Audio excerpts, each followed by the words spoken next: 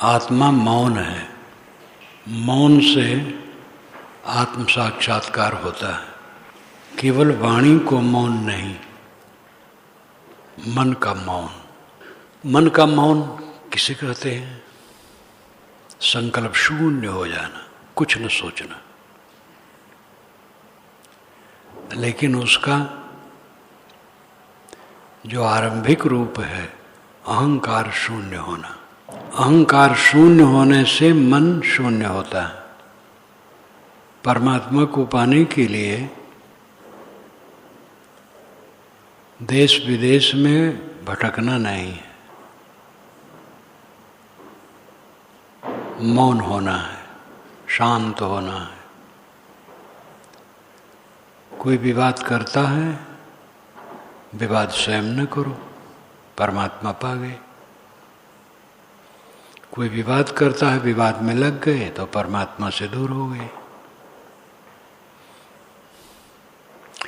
परमात्मा का अर्थ है उच्चतम आत्मा। उच्चतम आत्मा सबके अंदर में बैठा है। वो नित्य प्राप्त है।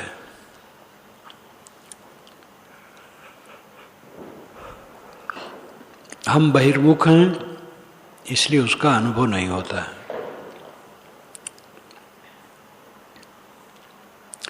कथा कीर्तन करके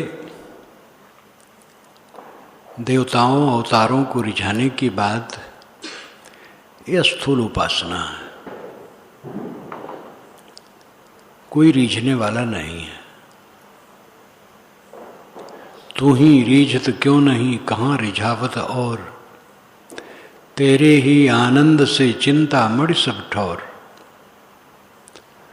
तो अपने आप क्यों नहीं प्रसन्न होता है, दूसरे को क्या रिझाता है? तेरे आंतरिक आनंद से सर्वत्र चिंतामणि उपस्थित है। अमर्ष मनुष्य की मलिनता का लक्षण है।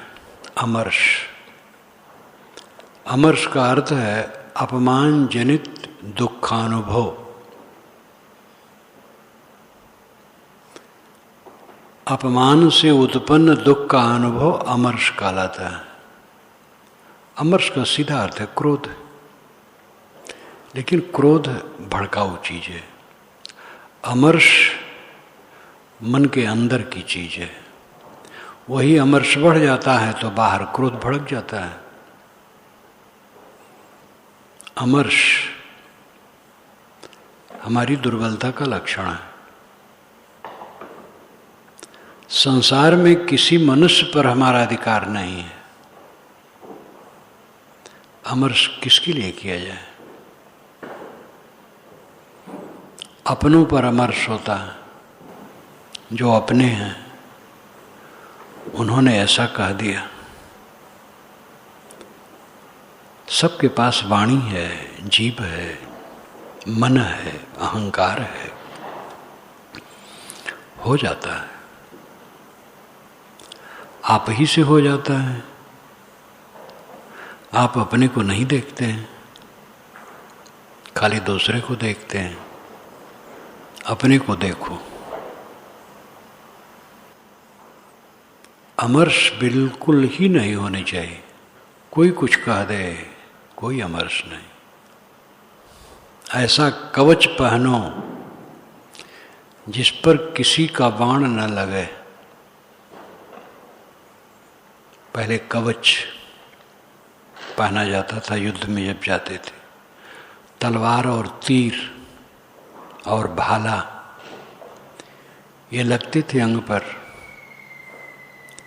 तो कवच उसकी रक्षा करता था।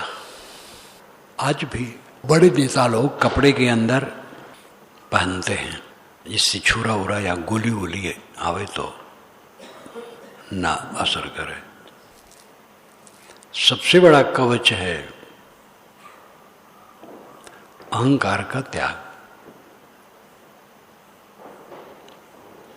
अहंकार हमारा शत्रु है और उसको हम प्रिय मानते हैं। और हमारे साथी बराती अगर कहीं उनके मुख से निकल गया आधी जबान जो हमारे मन के अनुकूल नहीं है, तो उनको हम शत्रु मान लेते हैं। ये बहुत भयंकर दोष है और ज़्यादातर अपनों में होता है। अपनों में, अपने परिवार, अपने समाज, अपने साथियों से।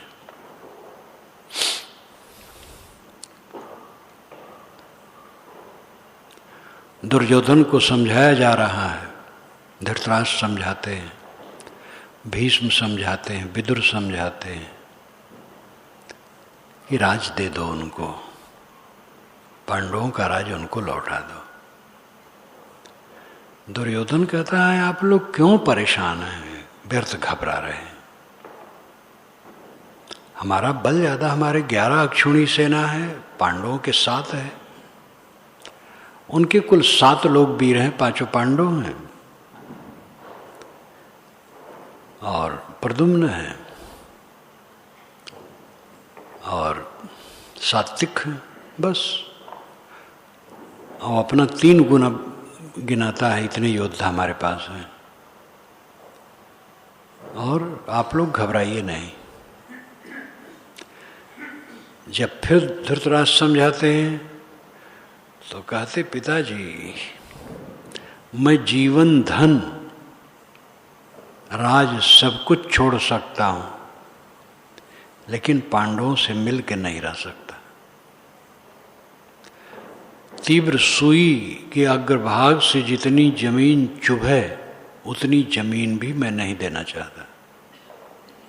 धृतराष्ट्र बेचारे थक गए। तो वे और कौरवों से कहते हैं दुर्योधन को मैंने त्याग दिया, ये महामूर्ख है। तुम लोग जो इनका अनुसरण करोगे तो समझ लो विनाश के मुख में जाओगे। फिर समय बदलता है, फिर समझाते हैं, लेकिन वो नहीं मानता। तब विदुर जी फिर समझाने लगे और कहते हैं देखो दम का महत्व है, और दम का उपदेश करते हैं। भला दुर्योधन को दम का क्या उपदेश लगे। दम का मतलब अपने मन को, इंद्रियों को दमित करना। फिर कहते हैं कि देखो, चुटकुला सुनाते हैं। एक बहेलिया जाल डाला तो 2 पक्षी उसमें फंस गए, दोनों साथ साथ रहते थे, तो दोनों लेके जाल को उड़ गए।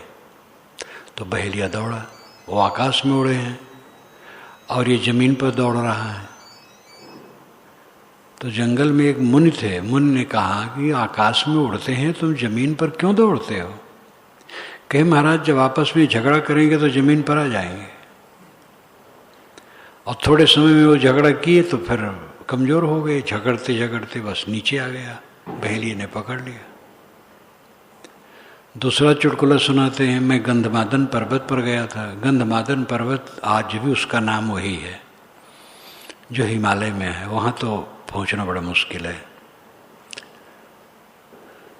वहाँ पर एक गहरी गुफा में मधु का घड़ा रखा था और कोई कुल किनारा नहीं था कि उसमें जाओ ले आओ। एक भील कूद पड़ा उसको लाने के लिए, अंत में वहीं वो मर गया। इसी प्रकार दुर्योधन, तुम केवल राज्य न देखो, पतन भी देखो। अपने लोगों के साथ भोजन करना चाहिए, बहुत बढ़िया बात कहें। अपने लोगों के साथ भोजन करना चाहिए, बात करना चाहिए, पूछना जांचना चाहिए सुख दुख को, साथ साथ रहना चाहिए, बैर नहीं करना चाहिए। लेकिन कुछ नहीं लगता, क्योंकि घोर प्रमाद उसको है। घोर प्रमाद आता है तो किसी को उपदेश नहीं लगता है। अहंकार जितना होता है हमारे में उतना अमर्ष होता है, और अमर्ष मन को गंभीर बनाता है। गंभीर मतलब दुख में गंभीर। गंभीर एक दूसरा होना है, अविचल, वो तो बहुत बढ़िया है। दुख में गंभीर होता हो, डूबा डूबा रहता है।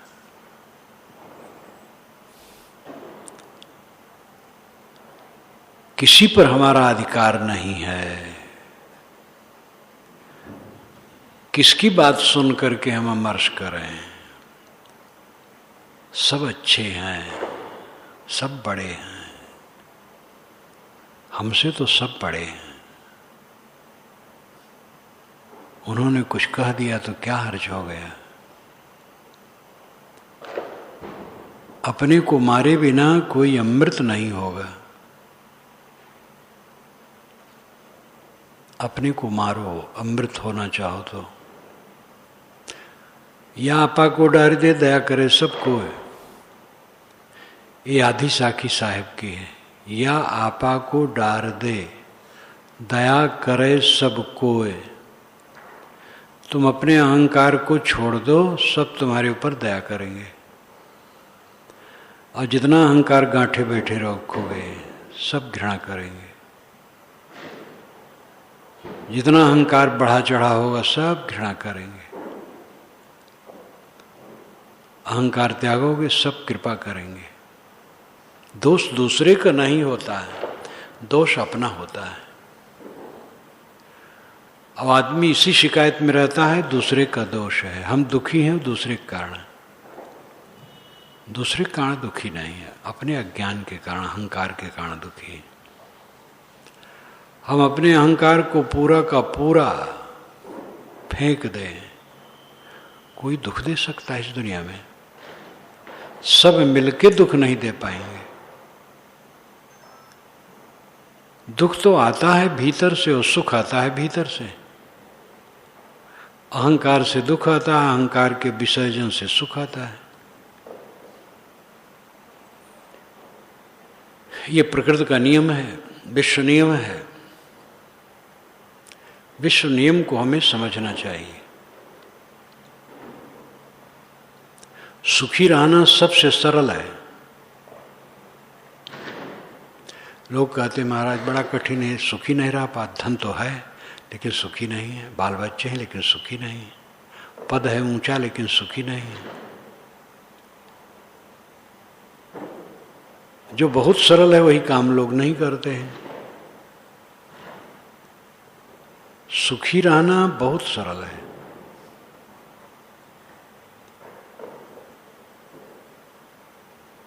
सुखी रहने के लिए अहंकार छोड़ दो बस, सदा सुखी। सब दया करेंगे, सब दया करेंगे। अमर्ष में भरे हो, लोग हमें बुरा कहते हैं, लोग हमें हीन मानते हैं, लोग हमारा तिरस्कार करते हैं,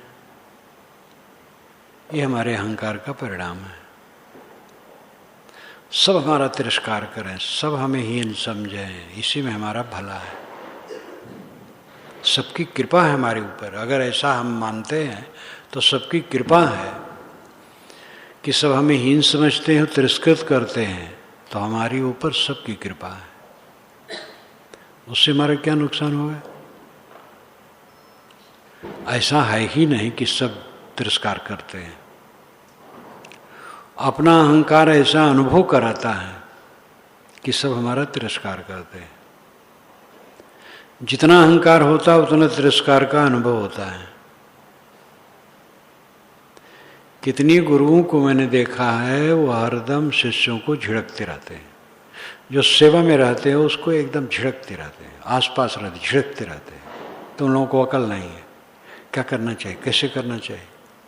हर समय उनको अपमान बोध होता है, हमारा सम्मान ठीक से नहीं हो, हमारी इज्जत लोग नहीं समझते, जो मेरा पोजीशन है उसको लोग नहीं समझते। अब क्या तमाशा है। अपना पोजीशन मानना तो सबसे बड़ी भूल है। हमारा पोजीशन कुछ नहीं है। हम तो सबसे गए बीते आदमी हैं। हमें सबसे पीछे नीचे अपने को रखना चाहिए। हमारा पोजीशन क्या है? पोजीशन अंदर से बनता है, अहंकार छोड़ने से। बाहर से लाद करके पोजीशन नहीं बनता है। कीमती कपड़ा पहनकर, कीमती आसन पर बैठकर और सब बाहर दिखावा करके कोई अपना पोजीशन बनावे, वो पोजीशन तो धोखा है। पोजीशन अंदर से बनता है।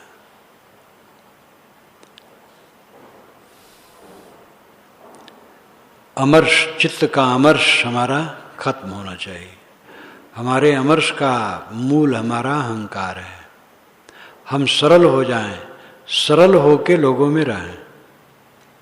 कितने लोग हैं परिवार में रहते हैं, वह हरदम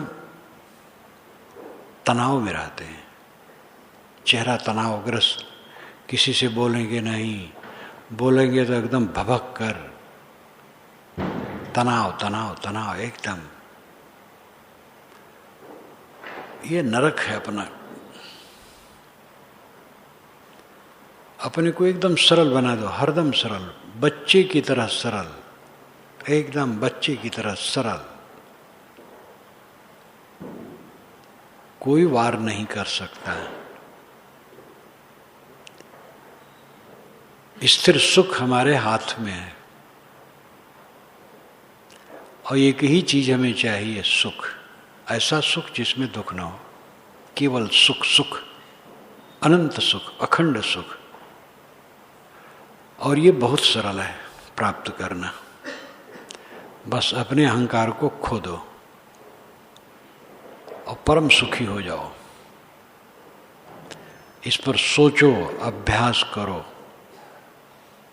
देखोगे जितनी मात्रा में करते जाओगे आनंद कंद होते जाओगे, भूल जाओगे दूसरे के दोष।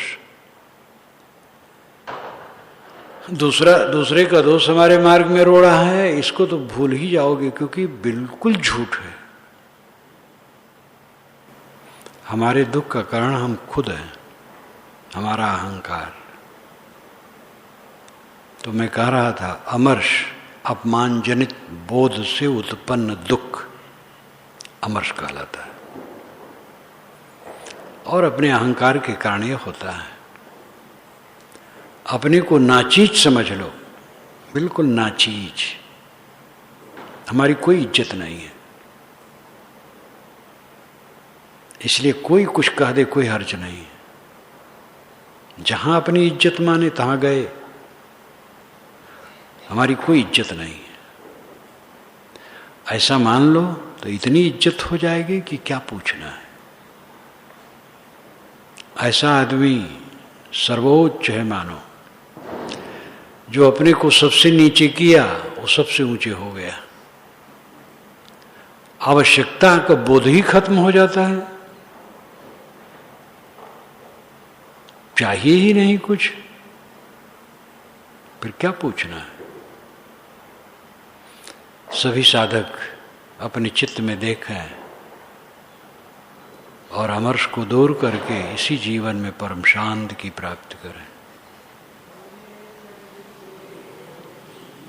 सन 66 में कुंभ मेला था, तो उसमें तपसी साहब का और धनौती का दोनों का सम्मिलित कार्यक्रम होता था। तपसी साहब हमारे बड़े गुरु भाई, जिनके शिष्य ज्ञान साहब हैं, राम शब्द साहब नाम था, तपसी साहब भी कहा जाता था। दोनों का आंगन एक था, बाहर से घेरा था। तो कार्यक्रम एक ही जगह होता था, उनके पंडाल में या अपने पंडाल में, सब वहीं इकट्ठे होते थे, कभी वहां कभी यहां।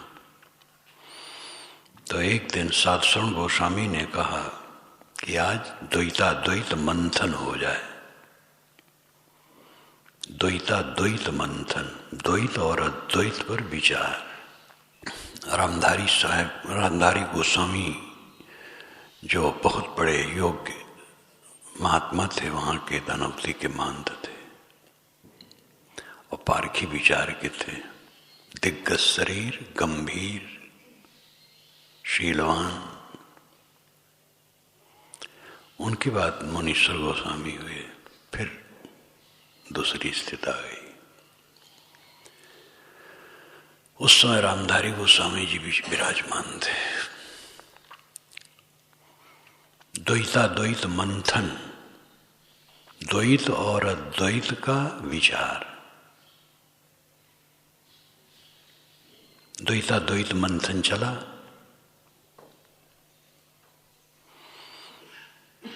लेकिन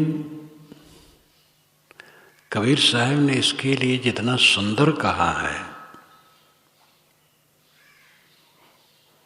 उतना कहीं नहीं दिखता। झगड़ा से रहित, एक कहूं तो है नहीं, दो कहूं तो गारी, है जैसा रहे तैसा, कहें कबीर विचार। अगर कहूं एक है तो है ही नहीं एक, अनेक है। देखो अनेक लोग बैठे हैं, बातचीत अनेक में होती है, एक में नहीं होती है। संसार अनेक में होता है, एक में कहीं संसार होता है।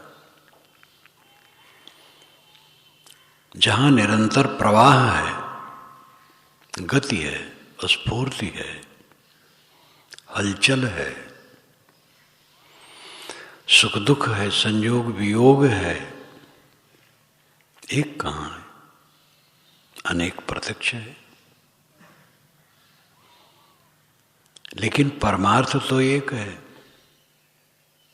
द्वैत रहित स्थिति ही परम सुख है।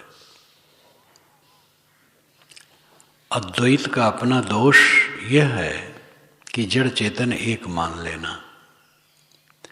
पहले जड़ चेतन अलग समझना और फिर अंत में कहना कि जड़ चेतन एक है। आत्मा एक है। आत्मा की क्वालिटी एक है, गुण एक है, व्यक्ति एक नहीं है। क्वालिटी क्वांटिटी, क्वालिटी गुण, क्वांटिटी संख्या। संख्या में आत्मा अनेक है, असंख्य है, और गुण में एक है। सबका गुण ज्ञान है। जैसे गेहूं की एक राशि है जिसमें करोड़ों दाने हैं, तो गेहूं पना एक है लेकिन दाने अलग अलग हैं। जैसे लाखों गायें हैं तो गायों में गोत्र एक है, गाय पना एक है, किंतु गायों का व्यक्तित्व अलग अलग है। ऐसे मनुष्यों में मनुष्यपना एक है, सारे मनुष्य मनुष्य हैं, लेकिन सभी मनुष्यों का व्यक्तित्व अलग अलग है। इसीलिए सबका सुख दुख अलग अलग है, सबके बंध मोक्ष अलग अलग है। ये प्रत्यक्ष संसार प्रवाहमान जो बह रहा है, एक कैसे है? अनेक है। एक कहूं तो है नहीं, एक अगर कहूं तो बात सच है ही नहीं, एक कहां है? इस पर सांकारिका की वह कारिका बरबस सामने आ जाती है, जिसको आज से 2000 वर्ष पूर्व ईश्वर कृष्ण ने सांकारिका में कहा है। जनन मरण करणानाम प्रतिनिमाद युगपत प्रवृत्तेश्च पुरुष बहुत्तम सिद्धम त्रैगुण विपर्याच्चैव। जनन मरण करणानाम अयुगपत प्रवृत्तिस्य, जनन मरण करणानाम युगपत प्रवृत्तेश्च पुरुष बहुत्तम सिद्धम त्रैगुण विपर्याच्चैव। तीनों गुणों का विपर्जय, इसलिए पुरुष बहुत हैं। जनन मरण करणानाम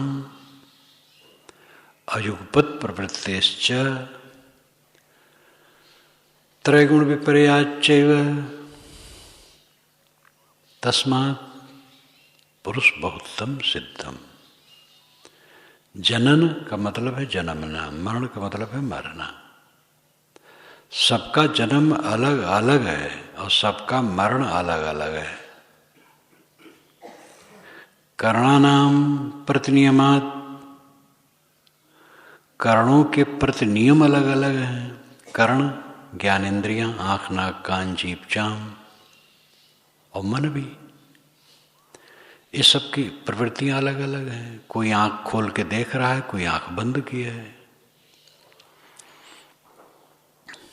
और अयुगपत प्रवृत्तिश्च, सबकी प्रवृत्ति अयुगपत है, युगपत नहीं है। एक खड़ा हुआ तो संसार के सब लोग खड़े थोड़े हो गए। एक सोया है तो सब सोए नहीं है। प्रवृत्ति अयुगपत है, युगपत नहीं है। और त्रैगुण विपर्याच्चैव, तीनों गुणों में विपर्य है। कोई रजोगुणी है, कोई तमोगुणी है, कोई सतोगुणी है। इसलिए पुरुष बहुतम सिद्धम, पुरुष बहुत है। पुरुष नहीं आत्मा, एक आत्मा नहीं है। ये बिल्कुल व्यावहारिक, बिल्कुल तथ्य है। जड़ के अनेक तत्व हैं और एक तत्व में असंख्य कण हैं। ऐसे आत्मा अनेक हैं तो एक कहाँ है? इसलिए आत्मा अनेक है। तो साहब कहते एक कहूं तो है नहीं। एक कहा जाए तो ये बात है ही नहीं, तो कहा क्यों जाए? लेकिन दो कहूं तो गारी, परमार्थ स्थित में है, द्वैत की गुंजाइश नहीं है। परमानंद चाहते हो, महासुख, तो अद्वैत हो जाओ। अद्वैत शब्द से वितृष्णा नहीं होनी चाहिए। शब्दों का संकुचन विचार प्रवाह को बाधित करता है। साहेब शब्द से उदासीनता। गोरखपुर में मेरा कार्यक्रम था तो एक प्रिंसिपल पंडित थे और पंडित भी थे, विद्वान थे। आए, गौरव कभी गए थे तो उनका उन्होंने भाषण करवाया था, उससे वो बहुत प्रभावित थे। तो उस समय गौरव नहीं थे, तो दूसरे को मैंने कहा उनसे भी योग्य हैं, इनको ले जाओ, लेकिन उनको पसंद नहीं आया। मैंने कहा अब की बार तो नहीं आए। तो फिर उन्होंने कहा आप लोग साहेब साहब क्यों कहते हैं विदेशी भाषा? मैंने कहा जरफरी तुरफरी जमेना मदेरो आलगी बिलगी, ये वेद में है क्या संस्कृत भाषा का है? अरे कहीं अथर्ववेद का है। हम कहे नहीं, ये ऋग्वेद का है। उसी के बाद साहेब साहेब सब कहें। इसकी साखी में मैंने अगले संस्करण में वेद के इन सब शब्दों को रखा। और भी साहेब शब्द का स्तवन नहीं किया। गोस्वामी जी ने तो अपने वचनों में बारंबार साहेब शब्द लाए हैं। साहेब सीतानाथ, प्रभु तर उत्तर कपिडार परती की आप समान तुलसी, कहून राम सम साहेब सिल निधान। गई बहोर गरीब निवाजू, सरल सबल साहेब रघुराजू। साहेब शब्द बारंबार उन्होंने प्रयुक्त किया है। शब्दों का संकोचन विचारों की व्यापकता को बाधित करता है। शब्दों की अनुदारता विचारों को फैलाने में रोड़ा है। शब्दों को लेना चाहिए, लेकिन शब्दों की सही परिभाषा करनी चाहिए और सही परिभाषा करके रखना चाहिए। शब्द से कहां तक भागेंगे? ब्रह्म व्यापक है तो चेतन भी तो व्यापक है वेदांतियों का। जीव वेदांतियों का प्रतिभास मात्र है। कौन कौन शब्द छोड़ा जाएगा वेदांतियों के डर से? इसलिए शब्दों में उदारता होनी चाहिए, शब्दों की परिभाषा होनी चाहिए ठीक से। परिभाषा ठीक से हो जाने पर कोई भ्रम नहीं रहता है। अद्वैत शब्द बहुत प्यारा है। साहब कहते हैं दो कहूं तो गारी, द्वैत कहना तो गाली देना है परमार्थ को। परम शांति कहाँ मिलेगी अद्वैत में? जब तक हम सोचते हैं तब तक ठीक ठाक नहीं, सोचना बंद तब ठीक है। सोचना द्वैत का होता है, अद्वैत सोचने के समाप्त होने पर होता है। सोचना जब बंद हो जाता है तब अद्वैत, स्मृतियां शांत हो गई तब अद्वैत। अद्वैत परमानंद है, अकेलापन। व्यवहार और परमार्थ दो है। व्यवहार में सब अपने हैं, इसमें पराया कौन है? परमार्थ में कोई अपना नहीं है, जीव अकेला है। इससे व्यवहार खराब नहीं होता है। जो किसी को अपना नहीं मानता है वो सबको अपना मानता है व्यवहार में। जिसको ममता नहीं है उसके जीवन में समता होती है। कौन पराया है? भूल चूक तो सबसे होती है। बात व्यवहार में करने धरने में भूल चूक हो जाती है, क्षमा करके, गम खा करके, संतोष करके आपस में हिल मिल के रहना चाहिए। सम भोजनम सम वदनम सम प्रश्न प्रश्नोऽथ समागमः। कल एक मंत्र आया बहुत बढ़िया विदुर जी का, युधिष्ठिर को समझाते हैं कि साथियों में बैठ करके एक साथ भोजन करना चाहिए। सम भोजनम सम कथनम, आपस में बातचीत करना चाहिए। और प्रश्न सुख दुख पूछना चाहिए। समागम समागम, मिलना जुलना बैठना उठना चाहिए। विरोधम विरोधा न कदाचना, कभी भी विरोध नहीं करना चाहिए। एक साथ बैठना उठना, बातचीत करना, घुलना मिलना, प्रेम का बर्ताव करना बहुत जरूरी है। अपने मन को हल्का कर दो, विनम्र हो जाओ, सरल हो जाओ, बस सुख हो जाए। तनावग्रस्त बने हो, ताने हो अपने को, दूसरे ने हमें ऐसा कहा है, अरे क्या कहा है? कुछ नहीं कहा। अगर किसी ने गलत कहा है तो उसकी कमजोरी है, उस पर दया करनी चाहिए। मन में गांठ न रखो, सरल रहो, सब समय सरल रहो। गांठ आप ही को तकलीफ देगी, नरक करेगी। मानसिक ग्रंथि नरक है। इस स्वप्नवत संसार में, क्षणिक जीवन में कौन सी गांठ बांधी जाए? ऐसा पाप हम क्यों करें गांठ बांध करके? अपने को संभालना चाहिए। निर्मल मन रहो हरदम। भोजन मिल जाए, कपड़े मिल जाए, सोने की जगह मिल जाए, मन निर्मल है, बस राजकाज है। और बाहर का राजकाज तो जलाता है। बाहर का राजकाज जो चाहेगा वो जलेगा। राजकाज हो तो सेवा करे। कल मैंने सुना कि अमेरिका के एक पत्रिका में छापा गया है, विश्व के विशेष लोगों की महत्ता पर वो छापते हैं। हर साल एक बार सुनता हूं, तो आपकी बार छापे हैं भारत के लिए जो छापे हैं। सोनिया की और प्रधानमंत्री की दोनों की प्रशंसा उसमें है कि सोनिया राजनीति से दूर है और राजनीति का काम करती है, अपने को समेट के रखती है। और प्रधानमंत्री जो वर्तमान के हैं इतने साधु स्वभाव के हैं। सुना, मैंने पढ़ा तो नहीं है, सुना कि ये दोनों की प्रशंसा आई। मैंने कहा गुणों की प्रशंसा होनी ही चाहिए, किसी का गुण हो, स्वपक्ष विपक्ष किसी का गुण हो, वो प्रशंसनीय होना ही चाहिए।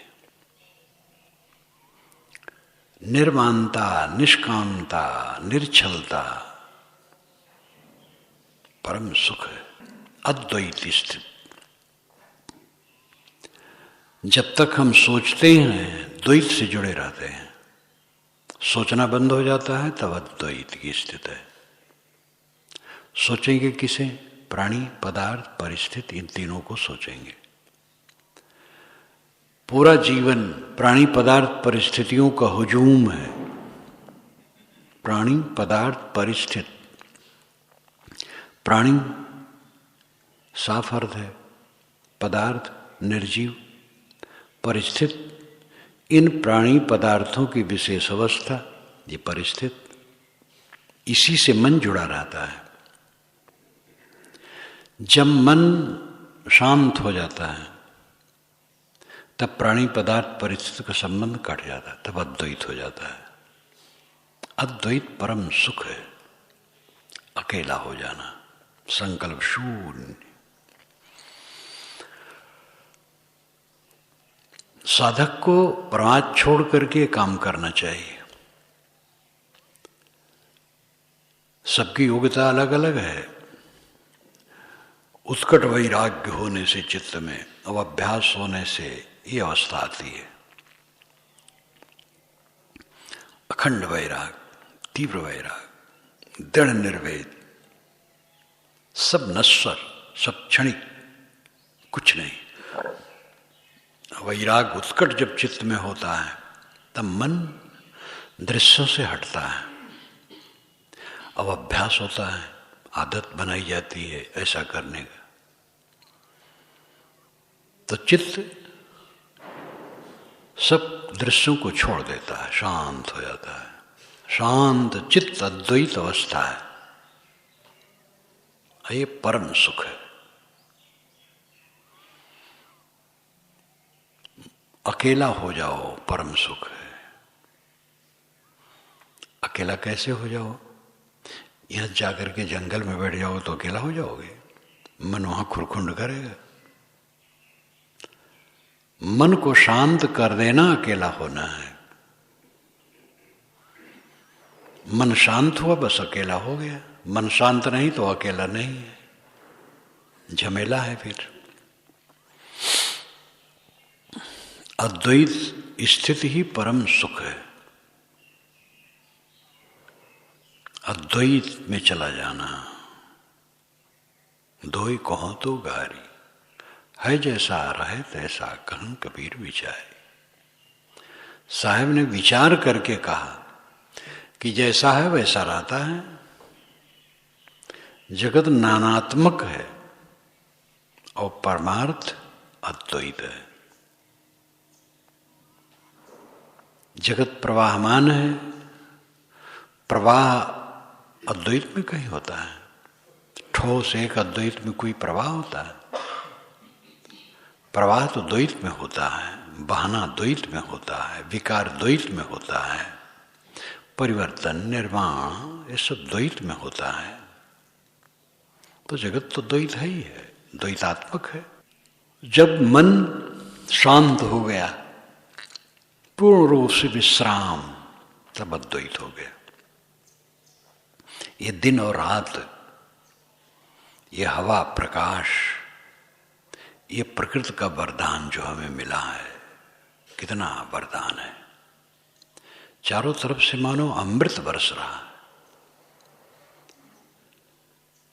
सांस हम ले रहे हैं, घूम रहे हैं, फिर रहे हैं, सूरज की किरणें आ गई हैं, ऊर्जा करोड़ों किलोमीटर से आ रही है हमारे लिए।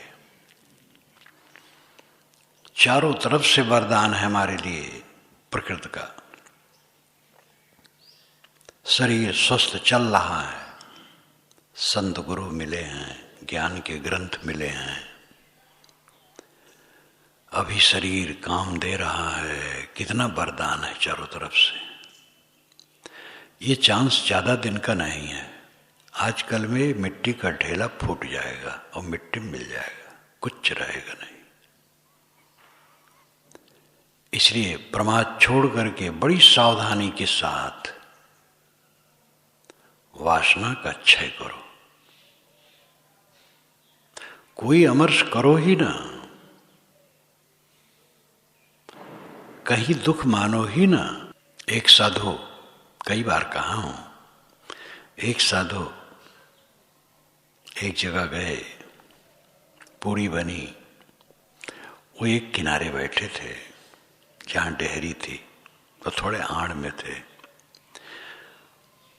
परोसा गया भोजन, खाने लगे। दोबारा जब वो परोसने गए पूरी, तो वहां तक नहीं पहुंच पाए। तो तिबारा में तो पूछा जाता है, और लोगे और लोगे।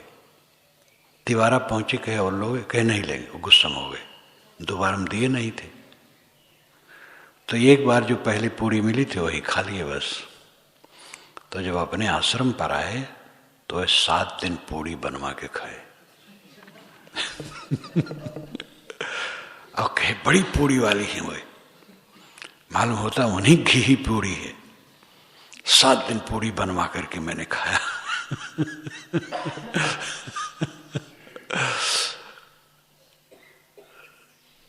और नाम था कोमल।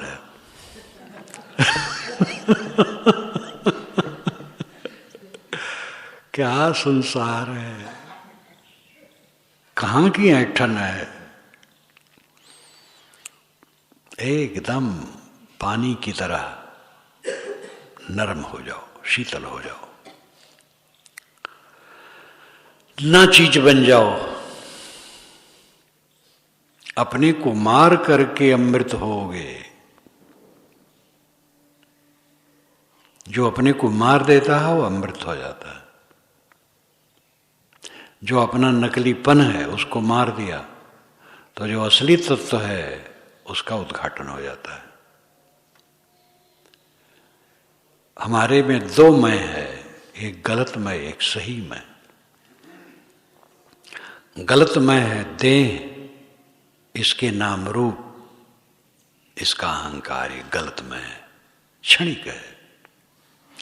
और इसी के अहंकार में हम चलते हैं। सही में है आत्मसत्ता, जो आकृत विहीन, रंग विहीन, रूप विहीन, ऐश्वर्य विहीन। उसका अगर ऐश्वर्य है तो असंगता है, अकेलापन है, बस शांत। आत्मा का अस्तित्व, आत्मा का ऐश्वर्य क्या है? शांत, अकेलापन, निर्विशेष, कुछ विशेषण नहीं। अनैश्वर्य ही उसका ऐश्वर्य है। ऐश्वर्य तो जलाता है। ऐश्वर्य में दिमाग रखने वाला जलता है। अनैश्वर्य स्थित परम सुख है। जो हमारा आत्म अस्तित्व है उसका ऐश्वर्य है अनैश्वर्य। प्रपंच शून्य, वो अद्वैत स्थित है। मन को ऐसी स्थिति में ले जाओ, कुछ सोचने की स्थिति न रहे, एकदम सारा सोचना बंद। जहां तक सोचना है प्रपंच है। सोचना बंद हुआ तो प्रपंच समाप्त हुआ। प्रपंच समाप्त हुआ, अद्वैत आ गया। अद्वैत परम सुख है। अकेला होना परम सुख है। अकेला होने मतलब ऐसे नहीं कि बस उठ के चले जाओ कहीं अकेले तो अकेले हो गए। तो संगत में ही कल्याण है, भटकने से नहीं। अकेला होना है संकल्पों का शांत होना। मन का निर्विकार निर्मल होकर के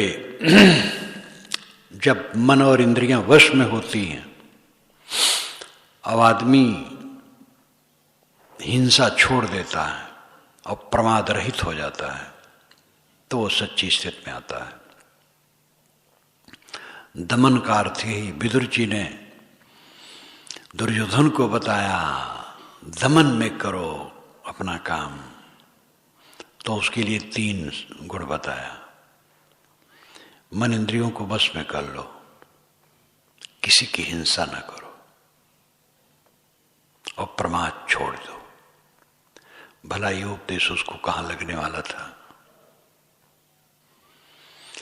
सार बात बताई गई है। मन इंद्रियों को वश में कर लिया, सब काम हो गया। किसी जीव की हिंसा न करो। संसार की भट्ठी में सब जीव ऐसे उबल रहे हैं, किसी को तकलीफ न दो।